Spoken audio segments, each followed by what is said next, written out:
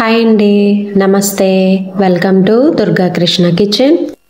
ఈరోజు మన వీడియోలో జంతికలను ఎలా ప్రిపేర్ చేసుకోవాలో చూసేద్దామండి. చాలా ఈజీగా ప్రిపేర్ చేసుకోవచ్చు. పండక్కి తప్పకుండా ప్రిపేర్ చేసుకునే పిండి వంటల్లో జంతికలు కూడా మెయిన్ కదండి. ఎక్కువ కష్టపడకుండా చాలా ఈజీగా జంతికలను ఎలా ప్రిపేర్ చేసుకోవాలో ఈ వీడియోలో చూసేయండి. టేస్ట్ అయితే చాలా బాగా వచ్చిందండి. మీరు ఒకసారి తప్పకుండా ట్రై చేయండి.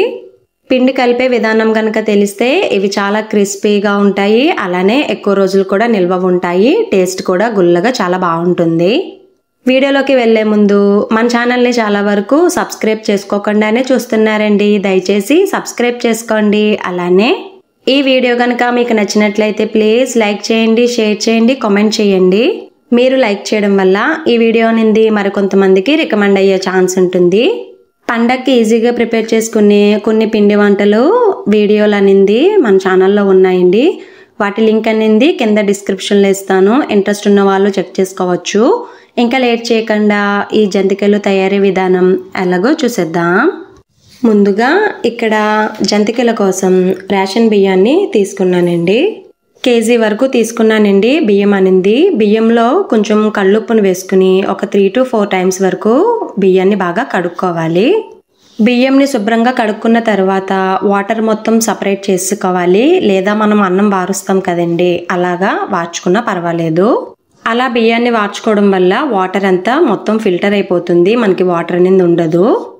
పావు గంట నుంచి 20 నిమిషాల పాటు వార్పును ఉంచేసుకోవాలండి. తర్వాత వార్పు తీసుకుని ఆ బియ్యాన్ని ఆరబెట్టుకోవాలి. అలా ఆరబెట్టుకున్న బియ్యంలో 1/2 కప్పు వరకు పచ్చిశనగపప్పును వేసుకోవాలి. అలానే ఒక 2 స్పూన్స్ వరకు పెసరపప్పు, దానితో పాటే ఒక 10 నుంచి 15 వరకు ఎండుమిర్చిని కూడా యాడ్ చేసుకోవాలి. తర్వాత 1 స్పూన్ వరకు మినపప్పును కూడా వేసుకుని మిల్లి పట్టించుకోవాలండి. అలా మిల్లు పట్టించుకున్న జంతికల పిండిను ఇక్కడ నేను 1 కప్పు వరకు తీసుకున్నానండి.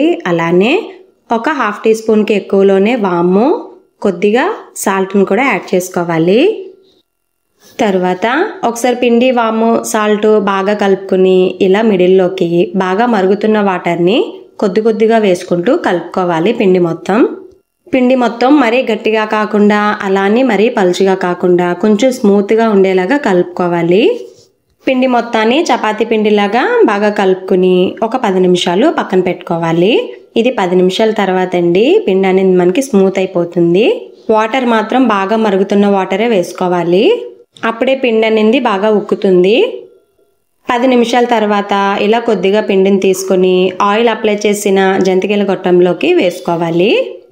ఇలా చిల్లుల గరిటె ఉంటుంది కదండి, దానికి ఆయిల్ అప్లై చేసుకుని వీడియోలో చూపిస్తున్న విధంగా ఇలా జంతికలను వేసుకోవచ్చు. ఆయిల్ బాగా హీట్ అయిన తర్వాత స్టవ్ మీడియంలో పెట్టుకుని ఈ జంతికలను వీడియోలో చూపిస్తున్న విధంగా జాగ్రత్తగా వేసుకోవాలి. ఇదొక మెథడ్ అండి. లేదా డైరెక్ట్గా జంతికల గొట్టంతో ఇలా ఆయిల్లో కూడా వేసేసుకోవచ్చండి.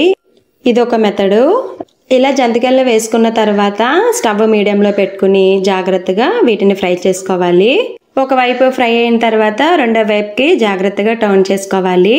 ఇలా మంచి కలర్ వచ్చేంత వరకు ఫ్రై చేసుకుని వీటిని ప్లేట్లోకి ట్రాన్స్ఫర్ చేసుకోవాలి. ఇంకొక మెథడ్ ఏంటంటే చిల్లుల గరిటె మీద జంతికలను వేసుకుని మనం గారెలు వేస్తాం కదండి, అలా కూడా ఇలా వీడియోలో చూపిస్తున్న విధంగా వేసుకోవచ్చు.